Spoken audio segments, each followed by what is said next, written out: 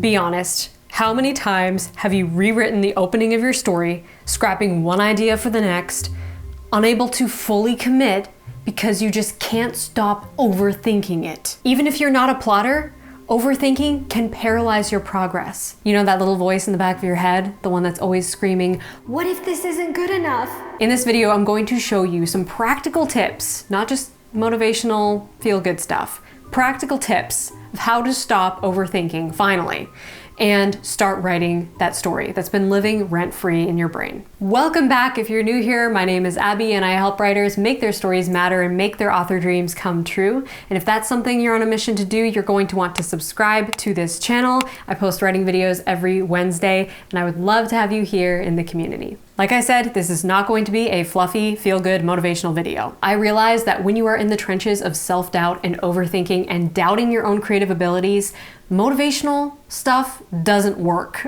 That's why in this video, I want to share some practical, actionable tips that have personally helped me to overcome analysis paralysis and finally just write my book. So first things first, I want you to ask yourself, why do I not feel ready? Really try to identify the reason why you're hesitating, the reason why you don't feel ready to write this story. Do you genuinely feel like you're missing the tools, knowledge, and skills required to write it? Or are you just overthinking it? Are you just so caught up in analysis paralysis and self-doubt and wondering if your ideas are even any good that you're stopping yourself before you even begin? And you might be masking this self-doubt behind preparation.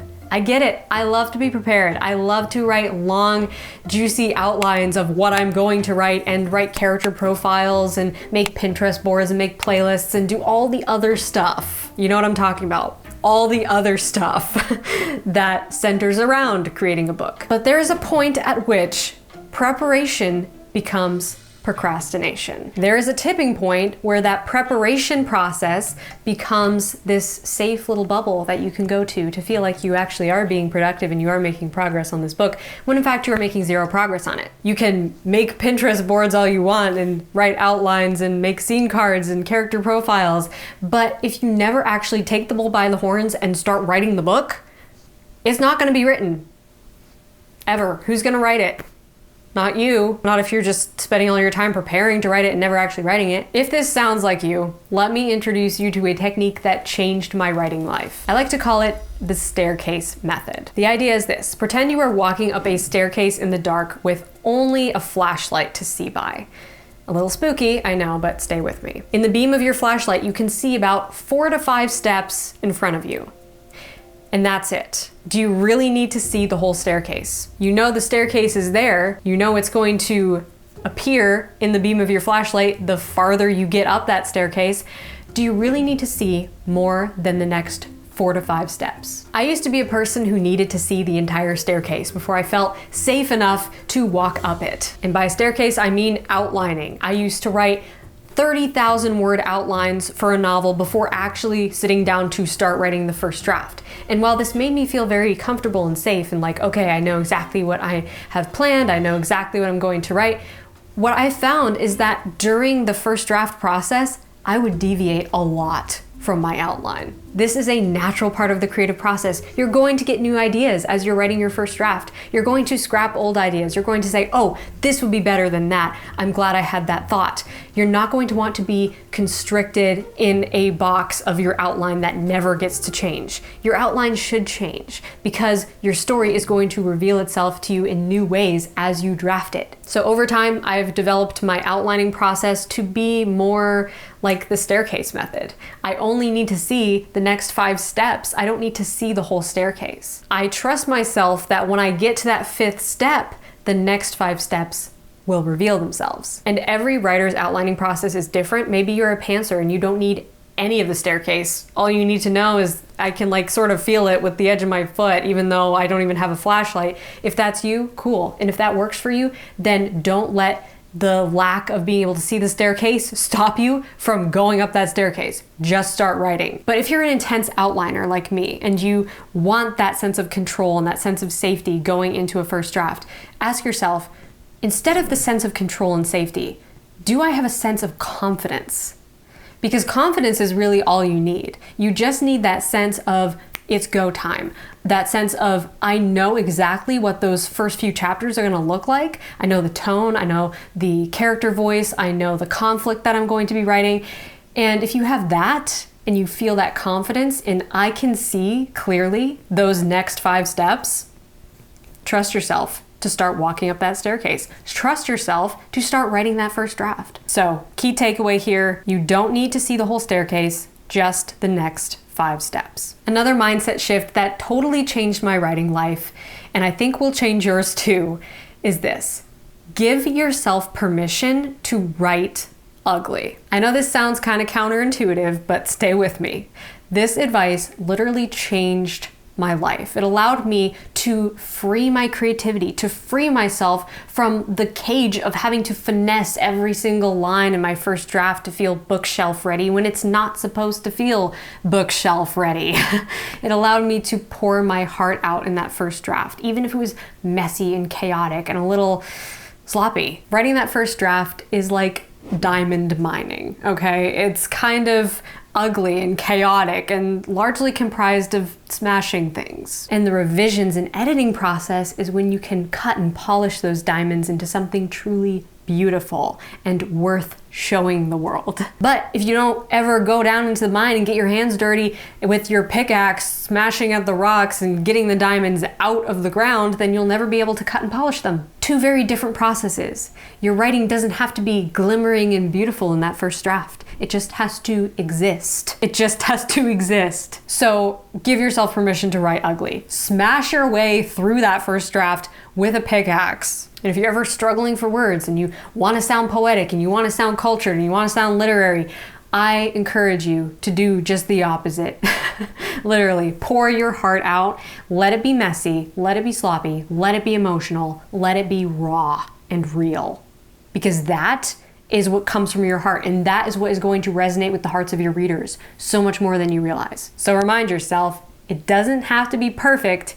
It just needs to exist. Before we get into the next technique, I want to quickly interrupt myself to tell you guys about a special live training that I'm hosting this weekend. So in this video, I'm giving you some quick actionable mindset shifts to help you break that toxic thought loop of self-doubt and overthinking.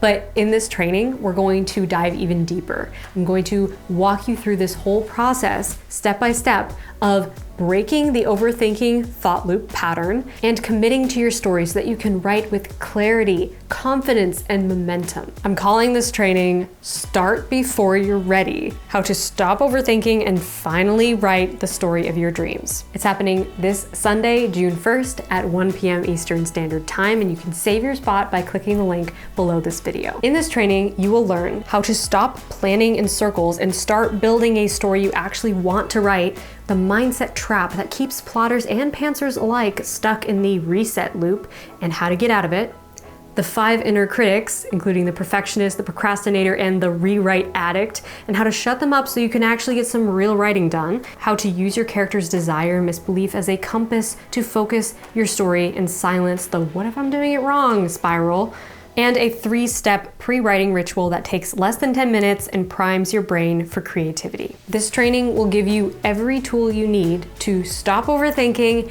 and finally write your story. You'll walk away with all the tools you need to sit down at your desk, open your laptop, and finally get that story out of your heart and onto the page. So save your spot below, and if you can't make it to the live stream, don't worry, you will have access to watch the replay forever. And when you sign up for this live training, you also get access to over 36 hours of previous live trainings in my archive vault, diving into topics like writing, editing, publishing, marketing your book, and so much more. I hope to see you over there this Sunday. It's gonna be amazing. Now, let's get back into the video. My next technique to curb self-doubt is one that has personally helped me a lot. It might sound a little bit crazy at first, but just bear with me. Give your inner critic a name. This might sound a little bit silly, maybe even borderline delusional, but trust me, it works. When the inner critic is super loud and annoying and keeps reminding you of all the ways in which you think your writing isn't good enough, give them a name and tell them to shut up. My inner critic's name is Pam, and she is so annoying. She is constantly nitpicking me for the smallest, most insignificant mistakes, and sometimes I just have to stop that train of thought and say, you know what, Pam? I don't care. Shut up. It sounds so weird, I know, but it works. And there's actually brain science behind why it works. When you name your inner critic, you're actually practicing a technique called externalization, which is a concept used in narrative therapy. Instead of seeing that critical voice as part of you, you're turning it into a character. This creates psychological distance between you and that inner critic, and it disassociates you from the inner critic. So now it's no longer some vague, intrusive thought and emotion. It's no longer triggering those feelings. It's instead bringing you back to your rational mind. It makes it easier to challenge that self-doubt. Instead of being like, see, I'll never stop overthinking. I'll never stop having all these negative thoughts. I'll never stop this horrible thought loop and these bad feelings. You can just think, that's Pam being mean again. I don't have to listen to her. Her opinion doesn't matter. It's freeing. It helps get you out of that toxic thought loop of self-doubt and fear and shame. It gets you back into your rational thinking mind. So give your inner critic a name and tell them to sit down and shut up. And last but not least, practice the 100-word rule. Every single day, without fail, I want you to write 100 words. Pick a time when you won't be interrupted for at least 10 to 15 minutes. Sit down at your desk, open your laptop, get your Word document up or your Scrivener project, make sure you have food, water, whatever you need, and focus on just writing 100 words. That's only 2 paragraphs. 2 paragraphs. Everybody can write 2 paragraphs a day. I don't care if it sucks. I don't care if you delete it afterwards. It is the practice of showing up and teaching your brain, this is normal. This is what we do. We feel fear and self-doubt and hesitation, and we don't care. We blast through that, we sit down anyway, and we write 100 words every day. And guess what will happen? This kind of works like the 2-second rule of any habit building, where you want to go for a run, 2-second rule, put your shoes on. Only takes 2 seconds to do that. You want to eat healthier, make a grocery list. Only takes 2 seconds to do that. You want to read more books, read 1 page. Okay, it's about breaking down the bigger goal into something small and super manageable. So 2 paragraphs, you can do that. What you'll find is that when you sit down to write those 2 paragraphs, if the creativity starts flowing, you're gonna go way beyond the 2 paragraphs. You're going to write way more than 100 words, and you're going to condition your brain into showing up and getting your head in the game every single day. This is something that has helped me so much to write consistently every day, to the point where on mornings when I don't get up and write, I feel like something's missing, something's wrong, something is out of whack. And right now, you might be feeling so much fear and hesitation that it seems like that is so far away for you, but it's not. It's right here. It's so accessible to you right now. You have the creativity, you have the skill, you have everything you need, you have these ideas living rent-free in your brain, you have this creativity fired up in your heart, so use it. Use that creative spark, show up for yourself. You don't have to make a huge commitment, just 100 words. 2 paragraphs. That's it. And once you practice that 100-word rule every single day, you'll find that your creativity is a well-oiled machine. And you are showing up for longer writing sessions, more productive writing sessions, and guess what? That inner critic, they're not stopping you anymore. Okay, boom. There you go. My best actionable tips for stopping the overthinking runaway train and actually writing your story. I hope that these helped and brought you some value. Remember to save your spot at the live training that I'm hosting this weekend, all about starting your story and stopping that overthinking so that you can actually get those words in and make your author dreams come true. That's what this is all about. So again, the live training is happening Sunday, June 1st at 1 p.m. Eastern Time, and I hope to see you there. Make sure you save your spot at the link below. Smash that like button if you liked this video, and be sure to subscribe to my channel if you haven't already, because I post writing videos every Wednesday, and I would love to have you here in the community. And if you're ready to level up your writing routine and start building an unstoppable writing habit, I highly recommend checking out this podcast that I did with my sister, going into all of the tips and techniques that we use to create that unstoppable writing habit so that you show up on autopilot every day, creatively charged and excited to write your story. Highly recommend checking that out. That's a great companion to this video. So I will see you over there, and I will see you at the live training on Sunday. Until then, my friend, rock on. Shh.